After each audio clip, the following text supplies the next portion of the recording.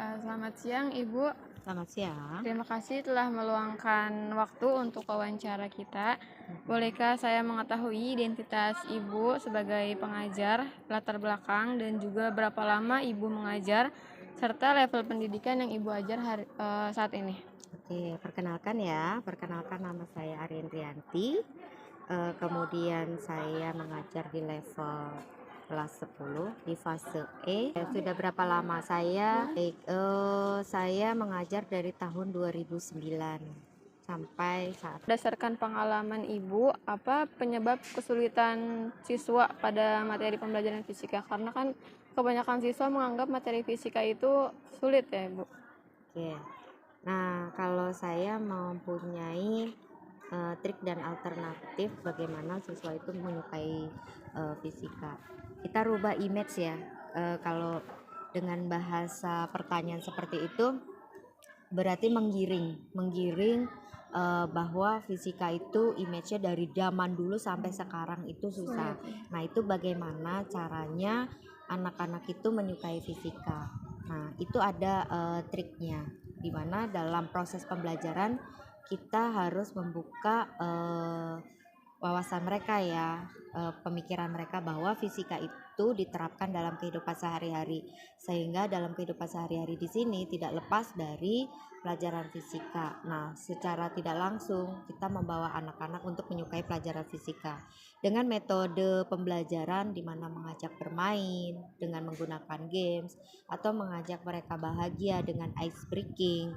Kemudian dengan materi-materi yang kita bawa konsep itu menjadi yang menyenangkan.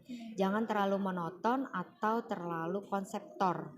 Jadi bagaimana konsep itu bisa kita sampaikan kepada anak-anak sehingga anak-anak itu mudah memahaminya. Oke, baik. Menurut Ibu, materi apa yang memerlukan penjelasan berulang kali agar siswa mampu memahaminya dengan baik? Oke, untuk fase E ini memang untuk besaran dan satuan, dan itu dimasuk ke dalam pengukurannya ya. Nah, di pengukuran ini memang butuh penjelasan berulang-ulang. Karena apa? Karena pemahaman anak tentang alat ukur itu memang masih minimalis ya. Karena pembelajaran menggunakan alat ukur di sini anak harus tahu ketelitiannya, ketidakpastiannya. Nanti bisa kita aplikasi ke besarannya, di mana besaran pokok di sini dengan menggunakan alat ukur apa yang nanti kita bisa pakai sehingga nanti bisa masuk ke besarannya gitu. Oke, kalau itu tadi materi yang memerlukan penjelasan berulang ya Bu. Nah, menurut Ibu, materi apa yang memerlukan software pembelajaran? Nah, kalau yang menggunakan software pembelajaran itu sangat dibutuhkan sekali ya, karena anak-anak itu harus, kalau itu visual ya, dengan melihat gitu. Kalau kita menjelaskan dengan audio itu nggak akan paham, tapi kita bisa menggunakan visual itu alat ukur panjang, alat ukur massa, alat ukur listrik itu dibutuhkan software untuk penyampaian kepada anak-anak gitu kan ya. Jadi kalau misalnya kita ngajar ke anak-anak ada softwarenya, ada medianya kan, media visual, maka anak akan lebih mudah memahaminya walaupun nanti berulang-ulang. Jadi menurut Ibu materi yang perlu software pembelajaran itu tetap materi pengukuran Bu? Betul. Oke.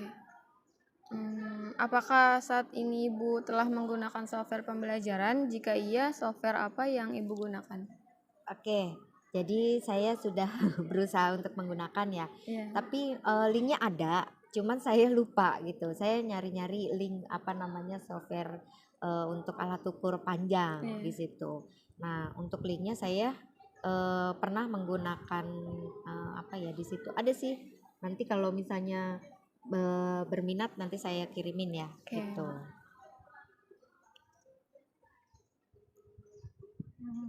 Mungkin media kan tadi kan Ibu sudah menggunakan media software gitu ya.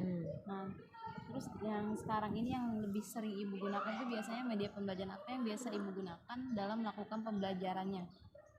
Oke, media pembelajaran di sini yang seperti apa nih? Mau media pembelajaran yang secara praktikumnya atau bukan praktikumnya? Kalau praktikumnya seperti apa? Oke, kalau praktikum kan berarti kita membawa anak ke lab ya dengan Iya. media alat langsung yang seperti jangka sorong, Iya. mikrometer skrup, kemudian ada multimeter untuk pengukuran listrik, kemudian raca Ohaus untuk pengukuran massa gitu. Nah, kalau misalnya menggunakan media visual, gambar gitu, nah itu pernah saya menggunakan PET, Oh, iya. media PET. Nah, itu. Tapi memang yang sering kalau PET itu kan cuma ada beberapa ya, belum tidak semuanya gitu. Dan biasanya saya juga masih mencari-cari media untuk menambah pembelajaran buat saya sendiri. Nah, kira-kira dari mbaknya semua nih kalau ada media yang bisa ditularkan ke saya juga mau gitu. Jadi nanti kita bisa kerjasama nih, misal Bu saya punya media seperti ini, kalau Ibu mau uji coba ya monggo. Karena memang untuk 2 minggu ke depan kita sudah mulai praktek gitu ya. Siapa tahu dengan media yang kalian punya juga kita bisa kerjasama Iya. gitu. Kita terapkan di kelas Iya. gitu. Tadi Ibu sempat menyebutkan pernah menggunakan PET ya, Bu. Mm-mm. Nah, itu bagaimana respon siswa ketika pembelajaran menggunakan Oke, PET? siswa itu antusias. Kenapa antusias? Karena dengan melihat media secara langsung, mereka itu akan merasa lebih mudah memahaminya, gitu. Karena mereka melihat langsung, gitu kan. Tidak dengan kita ngawang-ngawang, gitu. Menghayal itu berbeda. Tapi kalau dengan kita melihatkan visualnya, ini cara kerjanya seperti ini, nanti yang kalian dapatkan seperti ini, maka mereka akan lebih mudah memahaminya gitu. Oke, seberapa sering Ibu menggunakan software pembelajaran dalam pembelajaran? Tergantung sih, tergantung dari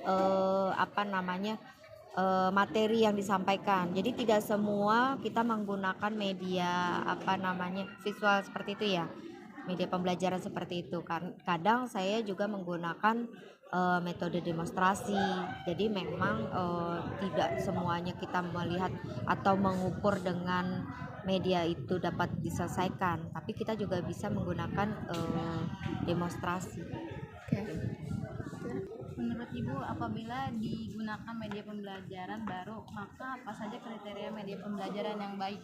Misalnya kita ingin membuat software ini nih, apakah di dalamnya itu kita tampilkan ada materi-materinya, sekaligus ada kegiatan praktiknya Harus. atau gimana? Jadi bertahap, kayak kita bikin modul ya. Iya. Di situ kan ada konsepnya, ada tujuan, ada teori, ada materinya ya, atau landasan teorinya, kemudian ada langkah-langkah kerjanya atau prosedurnya, kemudian ada alat dan bahannya, sampai nanti membuat data pengamatan, analisanya bentuknya maunya seperti apa, sampai nanti kesimpulan. Kan nanti kalau tingkat SMA itu analisanya harus ada analisa kuantitatif sama kualitatif. Jadi baiknya kalau misal kita buat media pembelajaran tidak hanya berisi langsung simulasinya ya, tapi Enggak boleh. harusnya ada seperti itu langkah kerjanya. Iya betul. Jadi dari dasar teorinya, kemudian prosedurnya, alat dan bahannya gitu. Nah nanti analisanya penjelasan analisa, karena gini, kalau untuk anak sekolah tarafnya kan beda ya sama anak kuliah. Anak kuliah itu sudah tahu analisa kuantitatif dan kualitatif. Nah, anak SMA itu untuk membedakan analisa kuantitatif dan kualitatif itu masih banyak yang masih belum memahami. Jadi, kita harus tuangkan di dalam modul itu. Atau LKPD-nya ya. Oke. Pertanyaan tadi menutup sesi wawancara kita, Bu. Oke. Terima kasih atas waktunya. Ibu sudah meluangkan untuk berbagi ilmu dan cerita kepada kita.